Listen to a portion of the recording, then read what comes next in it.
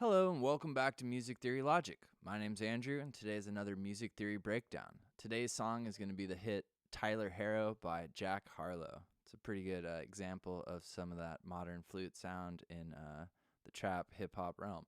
So let's go ahead and into the Logic session. So here we are in my recreation of this instrumental. You see I'm using Logic's default Indian Bansari flute as the main instrument here. If you haven't seen these before, I basically have recreated the instrumental to the best of my ability using virtual instruments.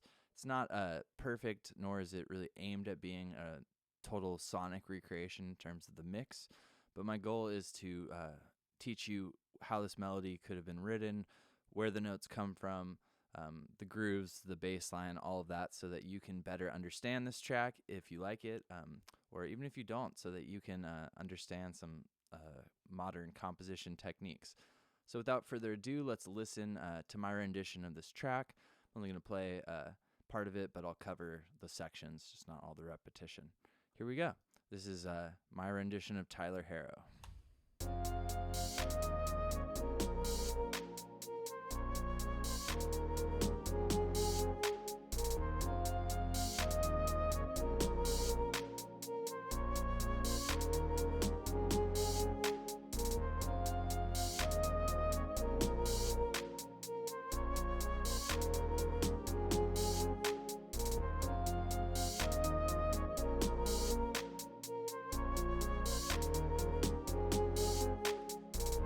Kind of a long intro. Here comes our bass line. Another four.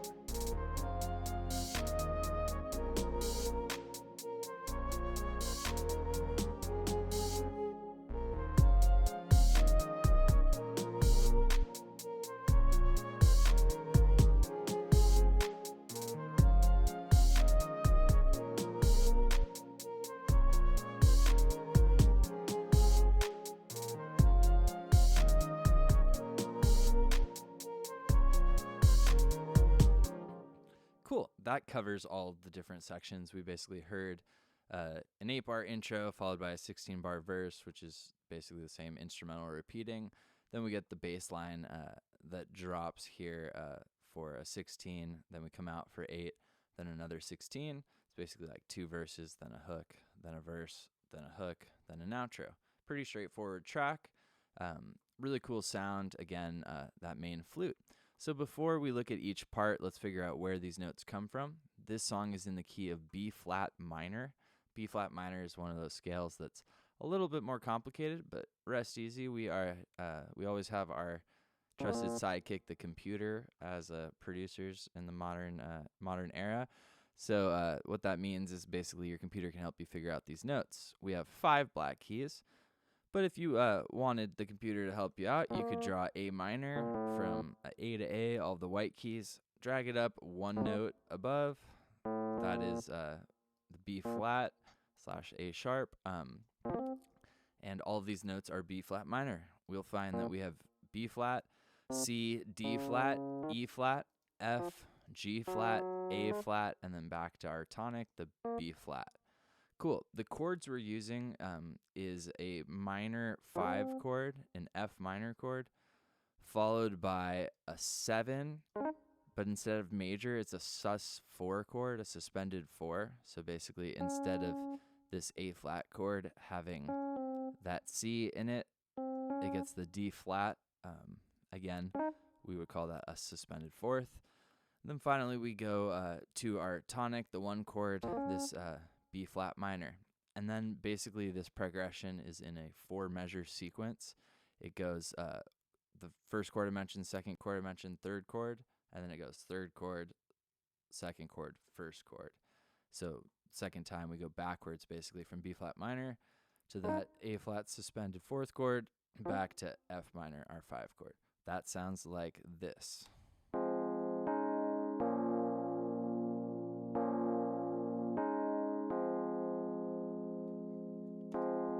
Cool. And we have basically the same rhythmic phrase repeating, except from where the downbeat happens, or the second chord basically is going to happen in time with some of our drums on that last quarter note. Cool. Let's go part by part. The most memorable part of this song and most songs is the main sample this uses. I didn't really do my research ahead of time as to whether or not this is a sample or drawn in like I have done here. The notes that we have are basically F, E flat. The fill is D flat, E flat, down to B flat, the 1, kind of following the chord progression. Then we go B flat, C, D flat, C, D flat, B flat, and then down to basically end on the 7th note from B flat minor, G back to A flat. And then we do the same fill that we had at the end of 2 measures, B flat, C, back to repeat that. Soloed on its own, that sounds like this.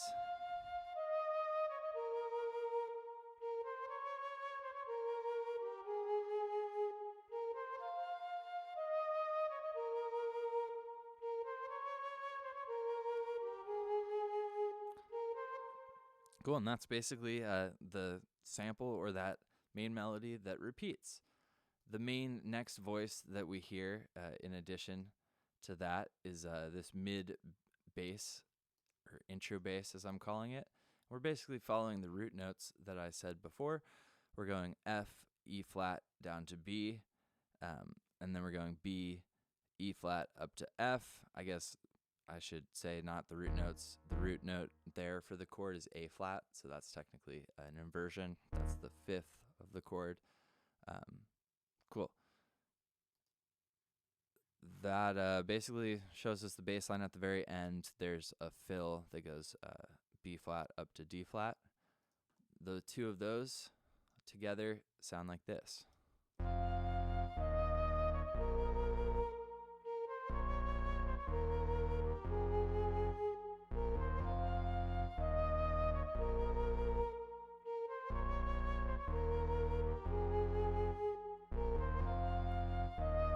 Cool. Start to get a harmony there. Then we basically have some pads playing the chords I showed you in the beginning. Nothing really special happening there other than the voicings I'm using. That sounds like this together.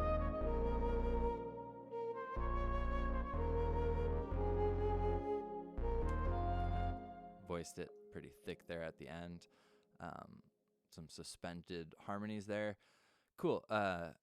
Finally, we have, I guess, before we talk about the drums and the 808, the main thing that I think really makes this beat is something that's super subtle. It's an arpeggio line that's on some sort of keyboard piano type sound that to my ear is filtered off. I basically am using an Arturia keyboard, and then I'm using the high shelf to cut off kind of everything above 4200 hertz. Yeah, that again is a really important element on its own. The arpeggio sounds like this.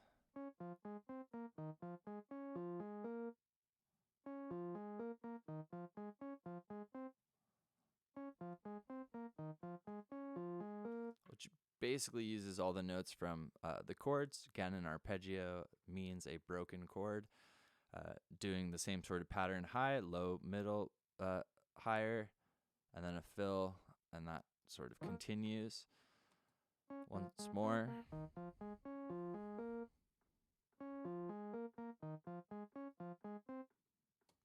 Cool, and that arpeggio in the background really helps a ton. Here's everything without the arpeggio. And here comes the arpeggio.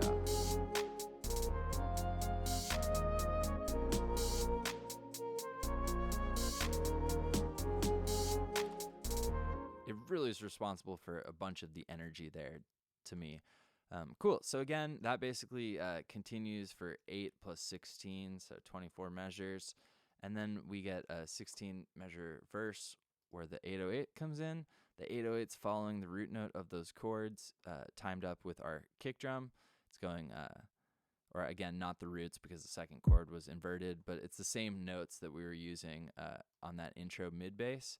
We still have the mid bass sound, but I put it on a different channel so that I could then cut off everything below a certain frequency, so as to avoid phase and make it more of a mid bass, since this 808 is carrying the subs. That section sounds like this.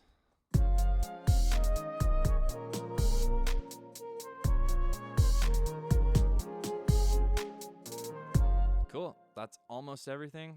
We just need to talk about the drums.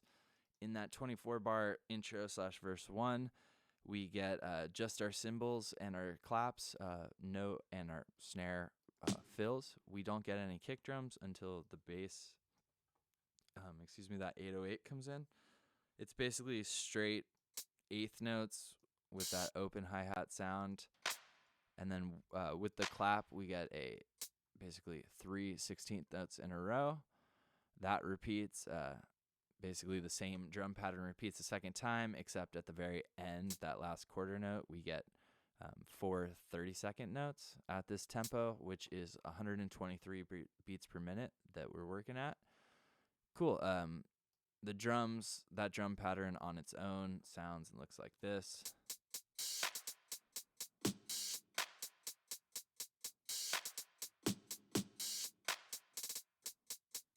With our lead,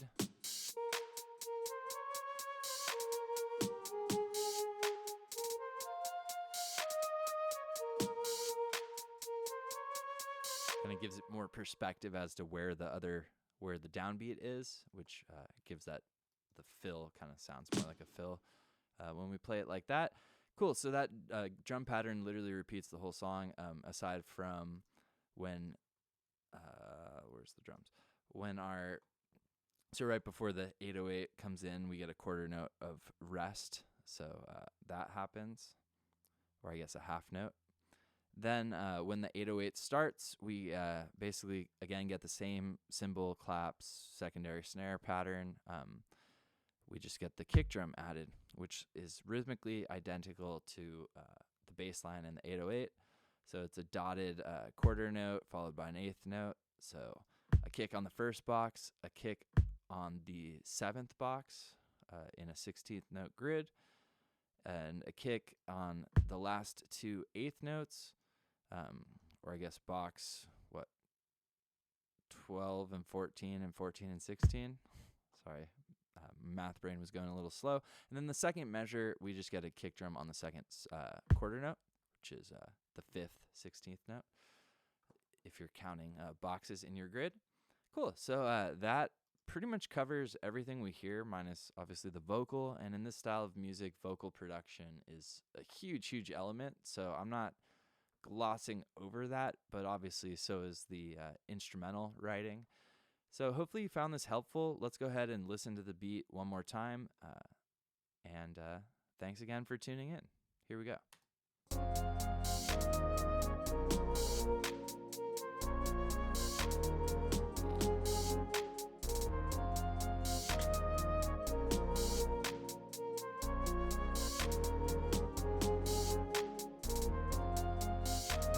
Speed it up a little bit. Here come our 808s.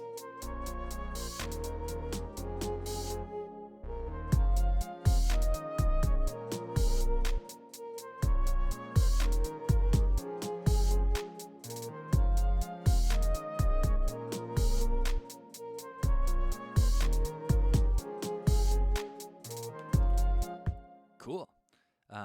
I hope you found that music theory breakdown helpful, and hopefully it gives you a little bit more insight into the trap sort of instrumental, or Tyler Herro, that hit by Jack Harlow. Again, go ahead, listen to that original song. That's always the best reference. Hopefully that helps you follow along with the MIDI. And hopefully you can relate this music theory to your own productions, or just better understand or grasp what music theory is. If you found this helpful, you'd help me out a lot by subscribing to the channel and turning the bell on for notifications to know when I make a new video. And if you do, I'll be seeing you guys very soon. Thanks for tuning in, and keep making music. Cheers.